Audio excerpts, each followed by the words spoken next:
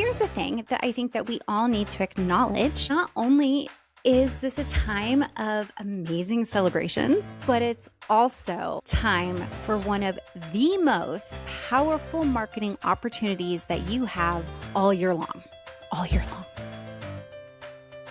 Hello, everyone, and welcome to the Scrappy Piano Teacher podcast. My name is Jacqueline Morozic, but of course you can call me Jackie.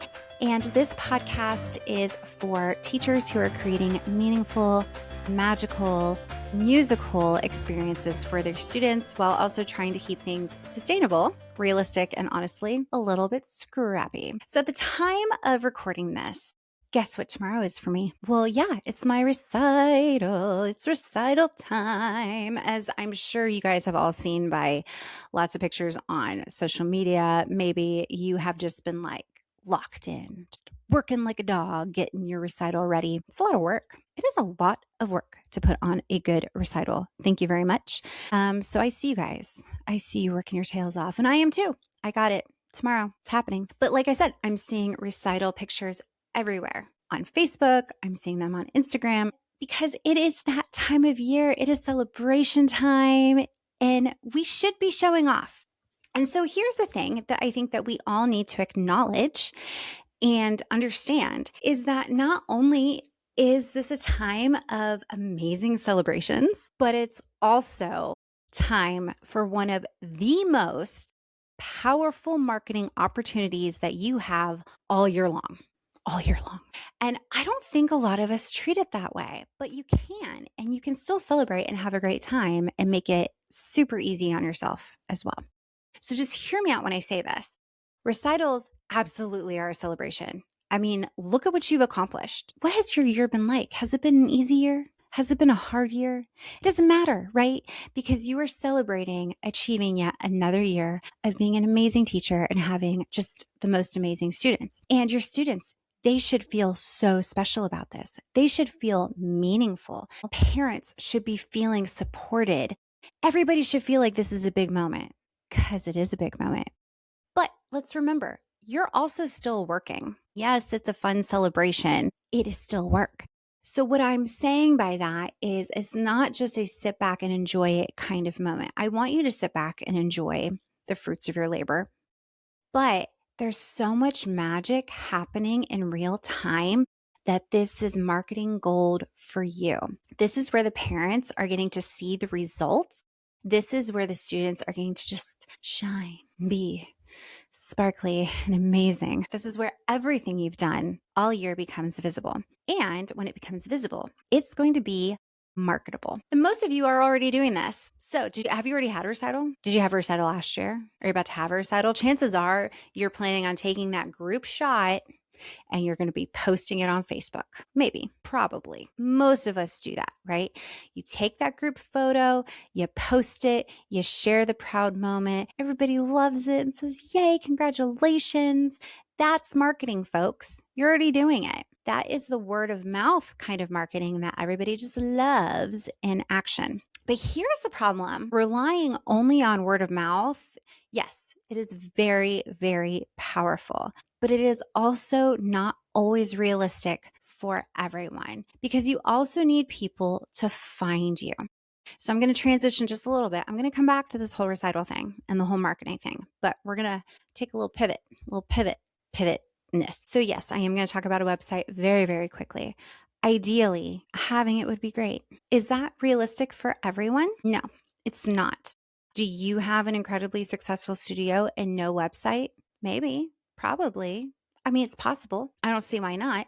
But we have to be very understanding of parents today are looking online for students. But most of you, again, might not want to have an actual website. It's overwhelming. You feel like you're not going to do it good enough. We're not super techie people. You might not have the money to hire anybody. So there's a couple of scrappy solutions, but here's my favorite. It is creating a Google business profile. It's free, it's simple, and it is extremely effective. Because when somebody is going to Google, beep, bop, boop, piano lessons near me, Google shows local results first. So those listings come from the Google business profiles. And Google tends to prioritize profiles that are completed, profiles with photos, profiles with consistent activity, profiles with strong review. So even without a website, this can be your digital storefront because it's going to build trust, it's going to help people find you, and it's going to work in the background while you're teaching, which is a beautiful thing. Now, I do want to say really quick, I looked into this before recording this just to double check. Got to fact check myself here a little bit sometimes. I'm going to reassure you guys that you do not need a Google Workspace account. That's one of those Google accounts that you pay for. You don't need to have one. You don't need a business email. You don't need anything fancy. You can use any email address that you have to create this. Okay. And then the other thing that I've never been asked this before, but it's my biggest question is the fact that I'm teaching out of my home. I don't want people to get my home address. Don't worry. You're not going to be putting your address online. You can hide your address. You can set your service area and you can keep your home private. So it's very accessible. Okay. Now, pivoting back to the recitals. Okay, so here, let's say that you have this amazing Google profile, which is actually really simple. It's just like a little blurb about your studio and what kind of studio you have, what you like to offer, the name of it, and the location area, right? Maybe you have a few pictures up there. Not too many, just a few. That's fine. So let's talk about getting those reviews, shall we? Because this is when things get super, super powerful for you, but it also feels awkward, right? Hey guys, can you give me a review? Oh my gosh, you know what? Spotify yelled at me with this podcast. Okay, it didn't yell at me, but it has sent me multiple messages where it's like, Jacqueline Morozik of the Scrappy Piano Teacher podcast, you need to be asking people for reviews. And let me tell you what, first of all, I always forget on this podcast to ask you guys for reviews. Second of all, don't think for a moment that I don't feel super weird doing it.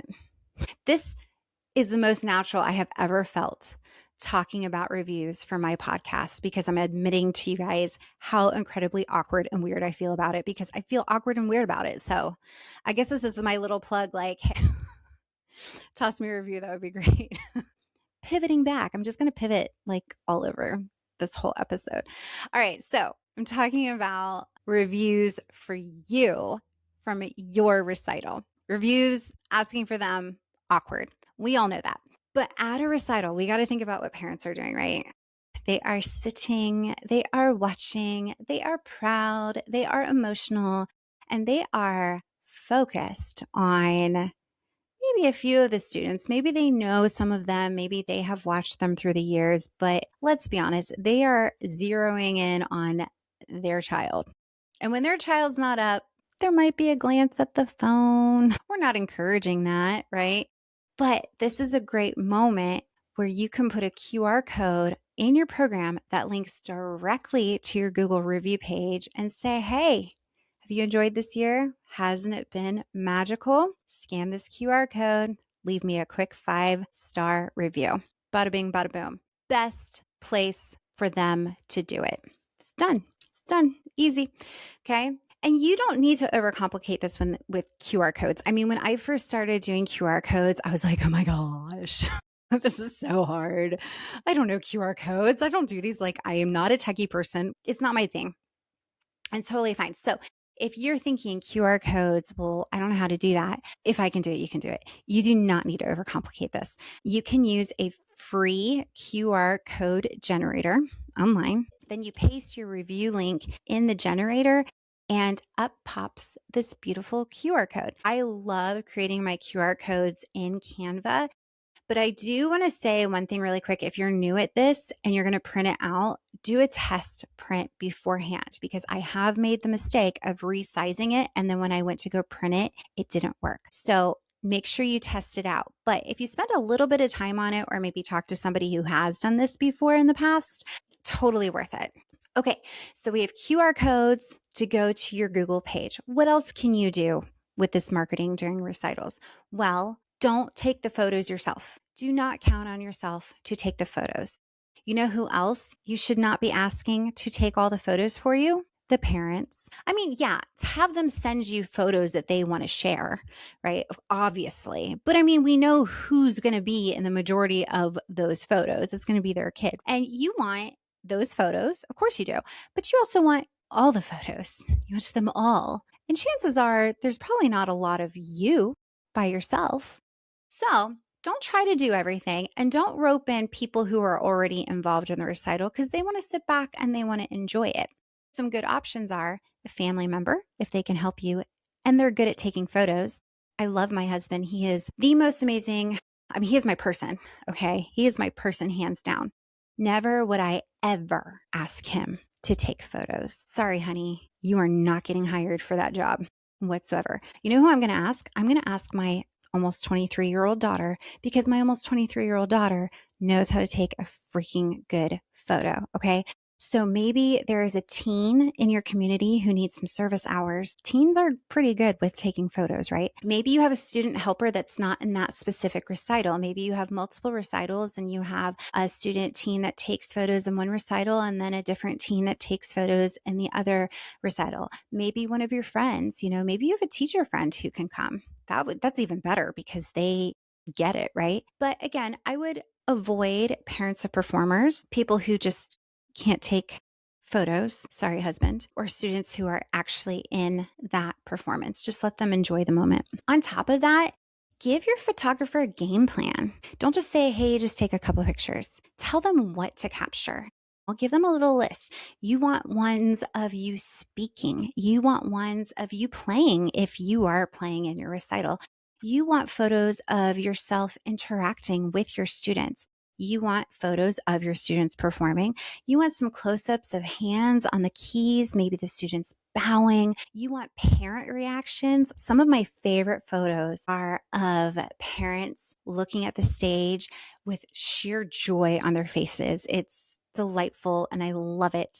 Group photos, of course, but really candid moments. Those ones are really, really strong because we love these posed photos, but a lot of people that come to find you online, and then even people who are already part of your performances, they connect with those candid moments, the real moments where they can look and think, oh, I remember that. That was when so-and-so just played this piece. Or if it is a potential student, or I'm sorry, a potential parent, they can look at it and envision their own child being that student and being in those shoes. So pretty powerful stuff. And then another thing that I would say as far as having somebody upload photos for you is upload them to a shared drive, because then that way they don't have to take up all the room on their phones. You have the photos saved for next year. You can edit them. You have them for flyers if you want. You have them for reels if maybe they take short little 5-second videos of people clapping. You can do so many things with these photos. Social posts again, and images for your Google profile.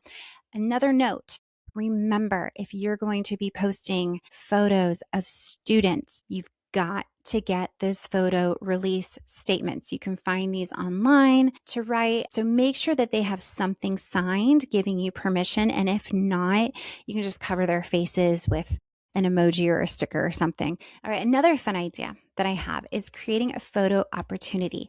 So this can be really, really simple. My one friend who is a photographer dropped off a backdrop to me last night, and she dropped off a stand, which you better believe that I'm showing up super early to my recital tomorrow because I'm not sure how this is going to go with me putting this thing together.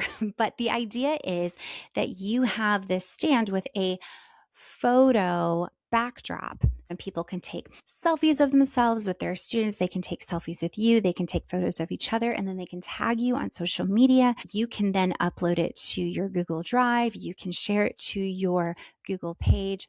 They are going to post them. They are going to share them. And now your studio is being seen by even more people who didn't even know about you yet. Okay. And then I have more. Don't think I don't have more.